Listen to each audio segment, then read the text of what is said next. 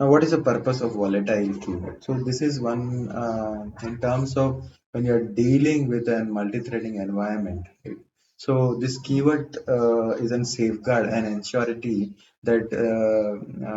it ensures that there is a visibility and the order of the variables are updated across the threads, and it's quite handy when you are using with a multi-threading environment, right? So when in terms of visibility, when we say visibility, the changes made to that particular volatile variable by one of the threads will be immediately going to reflect to the other thread. There will be no cache involved in it. Okay, so there is a safeguard, and I would say it prevents the threads from caching this particular variable locally inside each thread. So you must be knowing that each thread has got their own local caching, right?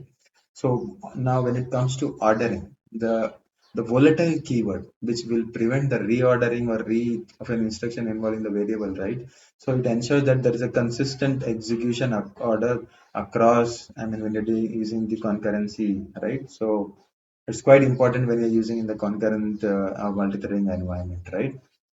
So the key points when you are dealing with volatile is that these variables are accessed by the multiple threads. So it ensures that every thread has a visibility and an updated, immediate updated version. So it is not, I would say, don't consider this as a replacement of an synchronized, because there are certain different, it's falls short when it comes to atomicity. You're trying to deal with an atomicity, right? So use synchronization, or there are some atomic integers which has been introduced when you want to deal with an atomic.